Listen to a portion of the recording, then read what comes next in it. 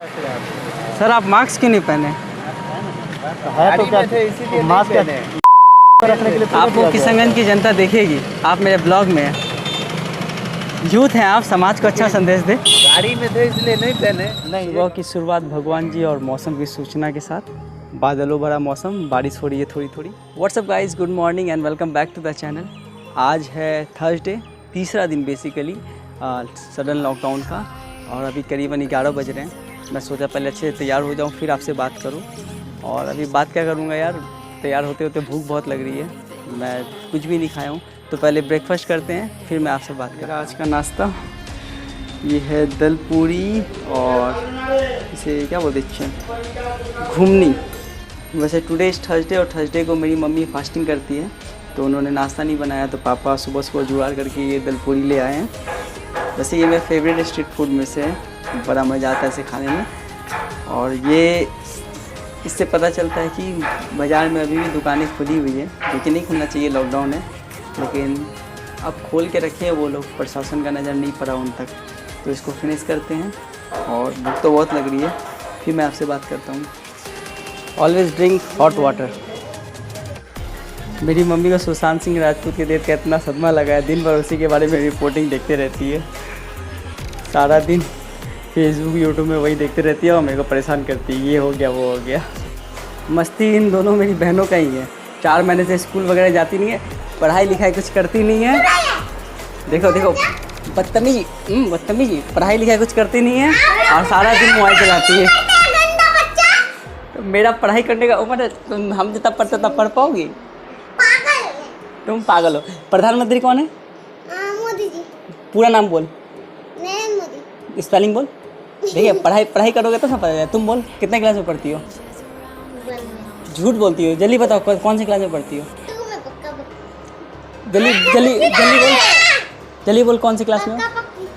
हाँ 2 में। कौन से स्कूल में? बाल मंदिर। तो बाल मंदिर में मैं भी पढ़ा हूँ। नरेंद्र मोदी का स्पेलिंग बोलो। यही पढ़ती है दोनों बच्ची।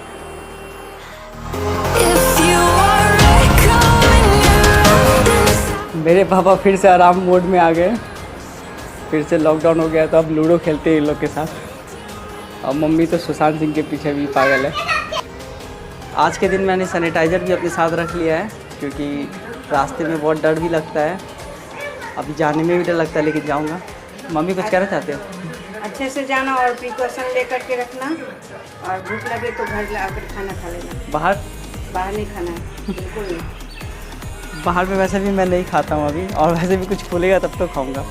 तो रेडी हो गया हूँ मैं बाहर जाने के लिए, करीबन 11 साढ़े 11 बज चुके हैं अभी। आज देखते हैं क्या कवर होता है। आज मैं वैसे कोशिश करूँगा कि जो मीडिया के आदमी हैं उनसे बात कर पाऊँ, और जो पुलिस के हवलदार वगैरह हैं उनसे मैं बात कर पाऊँ कि उनका क्या राय है इस बारे में। और वैसे आज तो लास्ट दिन है लॉकडाउन का ऑफिशियली, लेकिन मुझे पूरा डाउट है कि आज एक्सटेंड हो जाएगा। देखते हैं सरकार इसको एक्सटेंड करती है कि नहीं। वैसे आप लोग में से बहुत लोगों ने कमेंट किया है कि बिहाइंड द सीन शूट दिखाओ, तो मुझे कमेंट पे बताओ इस वीडियो में आपको बिहाइंड द सीन शूट देखना है कि नहीं, तो मैं उसके लिए स्पेशल ब्लॉग बनाऊंगा। कल वीडियो बहुत अच्छा बना था। पढ़ाई लिखाई कर लो, खाली बदमाशी, खेलना कूदना, लूडो। हाँ, लूडो में जीत नहीं पाते हो, खाली चीटिंग करते हो। हाँ। Welcome to the day 3 of Kishanganj lockdown. इस वक्त मैं हूँ सुभाषपल्ली में, और ग्राउंड रिपोर्टिंग की शुरुआत हो चुकी है। गांधी चौक में इससे पहले मैं था, वहाँ पे मैं ज़्यादा कुछ शूट नहीं कर पाया। अभी यहाँ पे SDM सर वगैरह आ रहे हैं, तो यहाँ के हालात देखेंगे। ये भी काफ़ी बिजी इलाका है किशनगंज का, तो यहाँ का माहौल कैसा है वो मैं दिखाऊँगा आपको। ये सारे मीडिया वाले भैया अलग अलग न्यूज़ चैनल से तैनात है ग्राउंड रिपोर्टिंग के लिए, तो मैं भी इनको ही फॉलो कर रहा हूँ। सर आप मास्क क्यों नहीं पहने? है तो क्या इसीलिए मास्क आपको किशनगंज की जनता देखेगी, आप मेरे ब्लॉग में हैं, यूथ हैं आप, समाज को अच्छा संदेश दे। गाड़ी में थे इसलिए नहीं पहने। नहीं, ये गलत। आप कैमरे के नज़र में थे तो नहीं पहने थे। निकलेंगे तो पहन लेंगे ना जी, गाड़ी में देख। और आप बताइए, मुझे आपसे एक सवाल पूछना है। लॉकडाउन के कारण बार बार दुकान बंद हो रही है, कितना असर पड़ रहा है? असर साफ हो गया है। कमाई धमाई बंद। कमा के खूब खाएंगे। ओ ये कहना आपका, मतलब सरकार को सपोर्ट कर रहे हैं। चलिए बहुत बढ़िया, जहाँ जा रहे थे चले जाइए आप। कहाँ चला जाए? विहित कंटेनमेंट जोन का आज आखिरी दिन है और इस समय हम मौजूद हैं सुभाषपल्ली चौक पर, जहां आप देख सकते हैं विजुअल में कि किस तरह से अनुमंडल पदाधिकारी और अनुमंडल पुलिस पदाधिकारी खुद से मोर्चा संभाल रखे हैं और यह देख रहे हैं कि किसी भी कीमत पर इसको सशक्त तरीके से लागू किया जाए। वहीं दूसरी तरफ जो दुकानें खुली हुई हैं उसमें भी ये जानने की अनुमंडल पदाधिकारी और अनुमंडल पुलिस पदाधिकारी के नेतृत्व में SHO किशनगंज भी है, ये लोग ये देख रहे हैं कि कोई ऐसा दुकान ना खुला हो जो अति आवश्यक सेवाओं के बाहर आता है। वहीं दूसरी तरफ अगर बात की जाए तो आज विहित कंटेनमेंट जोन का आखिरी और अंतिम दिन है, लेकिन अभी इस बात को लेकर जिला प्रशासन चर्चा कर रहा है और ये मंथन कर रहा है कि क्या इसकी अवधि को बढ़ा दिया जाए।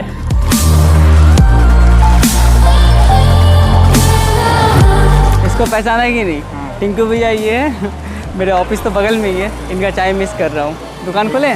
नहीं, बंद है कोरोना के लिए। तो आप यहाँ क्या कर रहे हैं? ऐसे घूम रहे हैं। इनका चाय मिस कर रहा हूँ अभी मैं। और जाइए घर जाइए। और ये अचानक मुझे दिख गए। अभी मेरा ऑफिस उधर है, मिस कर रहा हूँ अपने ऑफिस को भी। अब ये सब ठीक होगा तो जाऊँगा।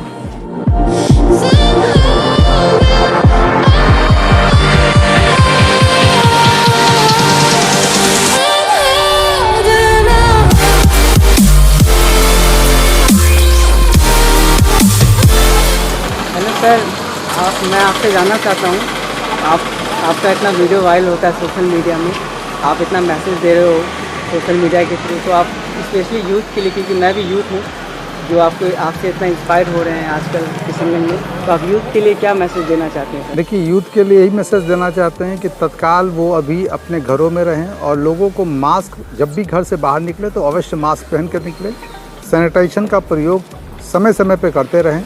और साथ ही साथ यूथ से है कि यूथ किशनगंज को आगे ले जाने के लिए पढ़ाई करें, हमारे तरह कमीशन अफसर बने, और नहीं भी कमीशन अफसर बने तो देश के लिए पढ़ के साइंटिफिक रिसर्च करके देश के लिए कुछ दे कर जाए। न्यू जनरेशन्स को यही कहेंगे कि आप कठिन परिश्रम करें और अपने लिए जहाँ तक हो सके देश के लिए कुछ दे कर जाए। देश के लिए दे के जाने का मतलब होता है या प्रशासनिक में आए, या साइंटिफिक रिसर्च करें, या डिफेंस में जाएं। जैसा कि हमारे फादर डिफेंस में थे तो हम लोगों ने उन्होंने अपना कंट्रीब्यूशंस किया, अब हम प्रशासन में हैं तो हम अपना कंट्रीब्यूशन कर रहे हैं। तो हम अपने देश, अपने राज्य, अपने ज़िला जहाँ भी रहें, अपने लिए सबके लिए, समाज के लिए कुछ कंट्रीब्यूट करके जाएं जो सबके लिए फ़ायदा हो। और आज की महामारी में उनको यही हदायत देंगे कि लोगों को जागरूक करें कि मास्क अवश्य पहनें और सैनिटाइजेशन का प्रयोग समय समय पर करते रहें।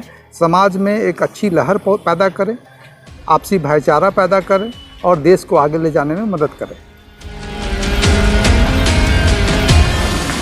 अभी हमारे साथ मौजूद है मयंक भैया जो कि हिंदुस्तान से हैं, और इनसे हम जानेंगे कि इनका दिनचर्या अभी कैसा है कोरोना को लेके और ये क्या क्या फेस कर रहे हैं। तो सर आप अपना फीडबैक बताइए। देखिए, अभी मीडिया का, कोरोना में अभी मीडिया का सबसे अहम रोल हो गया है, क्योंकि लोगों को यह बेसब्री से इंतज़ार रहता है कि आज कहाँ कितने संक्रमित मरीज निकले, कितने रिकवर हुए। ये सब लोगों को अखबारों या इलेक्ट्रॉनिक मीडिया के माध्यम से लोगों को सुनने को मिलता है। लोग इसके लिए इंतज़ार करते हैं। और जहाँ तक हम लोग की दिनचर्या की सवाल है, तो हम लोग भी सुबह से इस ताक में रहते हैं कि कहीं ऐसा खबर मिले कि हम लोग का भी अखबार जो है इस खबर के मामले में आगे रहे। अभी कोरोना को लेकर सुबह से कोरोना संक्रमितों की संख्या कहाँ क्या निकली, अधिकारी से वार्तालाप करना। अब हमारे साथ मौजूद है नितेश भैया जो कि ETV भारत के लिए पत्रकारिता करते हैं। आप अपना रिस्पॉन्स दीजिए। ये लॉकडाउन के दौरान अगर हम देखें तो आम जनता को घरों में रहने के लिए प्रशासन ने कहा हुआ है। इस दौरान अगर आम जनता जो घर में है उनके पास तक जो खबर पहुंचानी है वो एक माध्यम सिर्फ और सिर्फ मीडिया है, चाहे वो प्रिंट मीडिया हो, इलेक्ट्रॉनिक मीडिया या सोशल मीडिया। तो जिसके लिए हम दिन हो या रात हो, हम 24 घंटे अपने घर से बाहर रहते हैं और लोगों तक की खबर पहुंचाने, सूचना पहुंचाने का काम करते हैं। हमारा ज़्यादा से ज़्यादा प्रयास रहता है कि अपने चैनल के लिए काम करें और हमारे चैनल के माध्यम से आम जनों तक हर तरह की सूचना, हर तरह की खबर पहुंच सके। जहां तक हमारे अपने सुरक्षा का सवाल है, हम कोशिश करते हैं कि सबसे बच के रहें, फिर भी हमारी मजबूरी कहे या फिर हमारा कर्तव्य कहे कि हमें अस्पताल हो, पुलिस स्टेशन हो या किसी भी जगह पे जाना पड़ता है। इससे हमारे घर के लोग भी चिंतित हैं, परिवार के लोग चिंतित रहते हैं। हर 2 मिनट 4 मिनट पे कॉल करके हमारी सूचना या हमारी खबर लेने की कोशिश करते रहते हैं। जब भी अगर कोई पेशेंट हमारे आसपास से या अस्पताल से या फिर कोई पुलिसकर्मी हो या स्वास्थ्यकर्मी हो अगर पॉजिटिव निकलता है तो परिवारजनों में एक चिंता बढ़ जाती है, परेशानी बढ़ जाती है। उनके मन में ये शंका होती है कि कहीं हमारा बच्चा भी घर से बाहर है, उनके साथ जाता मिलता है, काम करता है उनके साथ रह के, तो बहुत सी कठिनाइयाँ आती है। फिर भी हमें खुशी है कि हम लोगों तक खबर पहुंचा रहे हैं और आपके ब्लॉग के माध्यम से मैं आमजनों से अनुरोध करता हूं कि प्रशासन का सहयोग करें और अपने घरों में रहें। किसी भी कार्य से अगर अपने घर से निकलते हैं तो मास्क का प्रयोग करें और सोशल डिस्टेंसिंग का पालन करें। धन्यवाद। अब हमारे साथ मौजूद है सीमांचल की आवाज़ से अजहर भैया, जो कि किशनगंज के यूथ के बहुत ही आइडल हैं। इनसे हम जानेंगे इनका फीडबैक, ये क्या क्या फेस कर रहे हैं इन दिनों।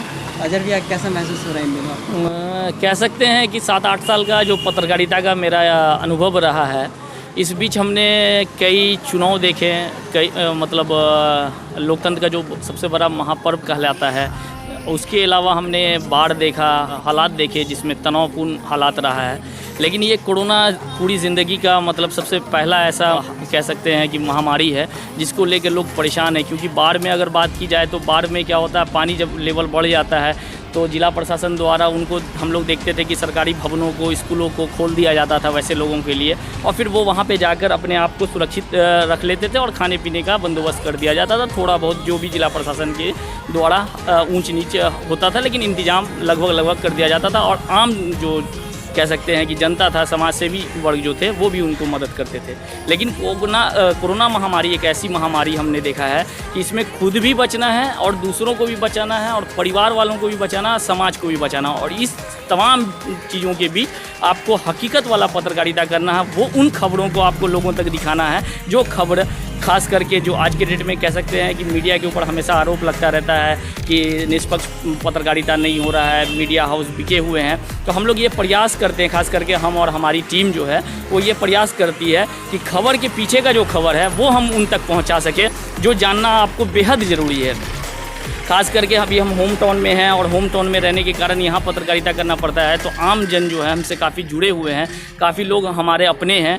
और ऐसे तो सारा समाज अपना है, लेकिन लोकल होने के कारण तमाम लोगों से हमारा रिश्ता है, तो उन लोगों का भी लगातार कॉल आता रहता है, अपडेट मांगते रहते हैं कि क्या हालात है, किस तरह के क्या हो रहा है, प्रशासन द्वारा क्या इंतजाम किए जा रहे हैं। तो ये हमारे लिए एक सबसे बड़ा चैलेंजिंग होता है। फिर हम लोग जहाँ एक तरफ जिला प्रशासन के अधिकारी से लेकर जो ड्यूटी पे तैनात जवान हैं, मजिस्ट्रेट हैं, उनको भी दिखाते हैं, उनकी भी समस्या को दिखाने का प्रयास करते हैं, क्योंकि वो भी काफ़ी कुछ फेस करते हैं। तो वहीं जो दिहाड़ी मजदूर हैं, हम उनको भी दिखाना चाहते हैं लोगों को, और प्रशासन तक ये बात पहुँचाना चाहते हैं ताकि उनके लिए भी कुछ बंदोबस्त किया जा सके। वहीं दूसरी तरफ सबसे ज़्यादा परेशानी का आलम ये हो जाता है, या ये कहें कि खुशनसीबी है हमारी, कि हमारे परिवार वाले लगातार हमें कॉल करके ये पूछते रहते हैं कि कहाँ हो। और ख़ास करके वो तब परेशान हो जाते हैं जब आस पड़ोस में कोई कोरोना पॉजिटिव मिलने की खबर मिलती है, तो उस समय वो घबरा जाते हैं कि मेरा बच्चा कहाँ है, मेरा भाई कहाँ है, मेरा दोस्त कहाँ है, इस बीच वो क्या कर रहा है। कहीं ऐसा ना हो कि वो इन खबरों के बीच में कहीं उसको भी इस तरह की बीमारी ना हो जाए, और वो दुआएँ करते रहते हैं।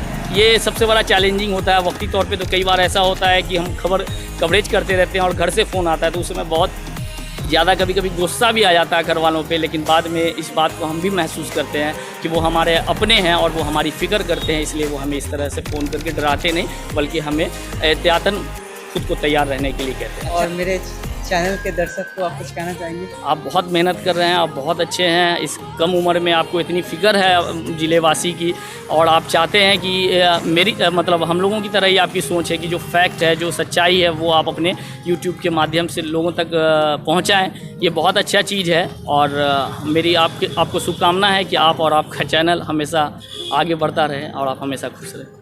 हमारे साथ मौजूद है शुभजीत भैया, जो कि ETV बिहार से ही हैं, तो इनसे जानेंगे इनका दिनचर्या अभी किस तरीके से अफेक्ट हुआ है कोरोना को लेके। तो भैया, आपका दिनचर्या अभी कैसा चल रहा है? देखिए कोरोना को लेकर पत्रकारिता तो सही मायने में ठप हो चुका है। अब निकलने में हम लोगों को भी डर लगता है, लेकिन क्या करें, पत्रकारिता करना पड़ेगा। लोगों तक खबर पहुंचाने के लिए जहां तक हो सकता है अपना सुरक्षा को ध्यान में रखते हुए लोगों तक खबर पहुंचाने की कोशिश करते हैं। धन्यवाद। अभी हमारे साथ ही ड्यूटी पे तैनात सीना अभय सर जी हैं मौजूद, तो इनसे थोड़ी बात करते हैं। सर, आपका जो प्रोफेशनल काम है, पहले तो आप अपना परिचय दीजिए। मैं सिन्हा अभय कुमार, राजस्व अधिकारी, किशनगंज सदर। आपका जो प्रोफेशनल काम है उसको छोड़ के अभी आप यहाँ पे ड्यूटी ले रहे हैं, इस संदर्भ में आप क्या कहना चाहेंगे? ये तो हमारा राजस्व अधिकारी होने के नाते, चूँकि मैं अंचल से संबंधित हूँ, तो राजस्व अधिकारी होने के नाते ये लॉ एंड ऑर्डर या इन सब का तो हमारा काम ही रहता है। तो ये अलग नहीं है, हमारा काम का ही भाग है। इसीलिए मैं इसे पूरे अपनी निष्ठा से इस काम को कर रहा हूँ। तो मुझे डीएम साहब के आदेश से मिला है। तो सर, अभी जैसे सोशल मीडिया में आपका भी तस्वीर बहुत वायरल हो रहा है, आप जिस तरीके से लगन से काम कर रहे हैं और लोगों का चालान काट रहे हैं, तो इस संदर्भ में आप समाज को क्या संदेश देना चाहते हैं? समाज को मैं यही कहना चाहूँगा कि इस महामारी के दौर में, कोरोना जैसे महामारी के दौर में, अपने और समाज को सुरक्षित रखने के लिए मास्क का, सैनिटाइजेशन का और सोशल डिस्टेंसिंग का ख्याल करें, ताकि हमें और शक्ति न दिखाना पड़े और खुद अपने को, समाज को बचाते रहें। ऑलराइट गाइस, सो इस 6:30 PM इन द इवनिंग और इस वक्त अभी मैं अपने छत पे हूँ। आप लोगों में से काफ़ी लोगों ने ये जिक्र की थी, इच्छा जताया था कि मैं अपनी तरफ से कुछ सवाल करूं, तो मैंने कोशिश किया आपके लिए एक मैसेज लूं, जितने भी गवर्नमेंट ऑफिशियल हैं, SDM सर से स्पेशली, तो आपको वो दिख गया उनकी तरफ से एक यूथ को मैसेज। और जब उनसे बातें हो रही थी तो ये पता चला कि वो भी मेरे वीडियोस देख रहे हैं और उन तक भी मेरा काम पहुंच रहा है, तो काफ़ी अच्छा लगा। और कल के ब्लॉग में जो मैंने बताया था कि जो नीचे तबके के लोग हैं वो बहुत स्ट्रगल कर रहे हैं, तो इस चीज़ को उन्होंने भी देखा है। तो अभी डिसीजन तो ऑफिशियली आया नहीं कि आज के बाद से एक्सटेंड होगा कि नहीं। अगर आज रात तक में कोई डिसीजन होता है तो वो मैं इंस्टाग्राम में अपडेट कर दूंगा। उसके लिए आप मुझे इंस्टाग्राम पे फॉलो कर लो, वहाँ पे मुझसे बात कर सकते हो आप। और एक पॉइंट ये भी घूम रहा था कि सप्ताह में अभी कुछ दिन तक 4 दिन ही रहेंगे, मतलब 4 वर्किंग डेज रहेगी और 3 दिन छुट्टी रहेगा, तो ये एक अच्छा ऑप्शन हो सकता है। लेकिन कुछ अभी कहा नहीं जा सकता है, देखते हैं, गवर्नमेंट डिसीजन दे देगी बहुत जल्दी। और इस ब्लॉग के लिए बस इतना ही। आई होप आपको ये ब्लॉग पसंद आया होगा। मैं मिलता हूँ आपसे जल्दी अपने नेक्स्ट ब्लॉग में। तब तक आप अपना ध्यान रखें, घरों में रहे, सेफ रहे। जय हिंद। मास्क पहनकर, सैनिटाइजर पास में रखकर, मतलब अपने आप को पूरी तरह सुरक्षित करके प्रयास करते हैं कि मतलब लोगों तक जो सही में हकीकत वाली खबर है उसको पहुँचाएं।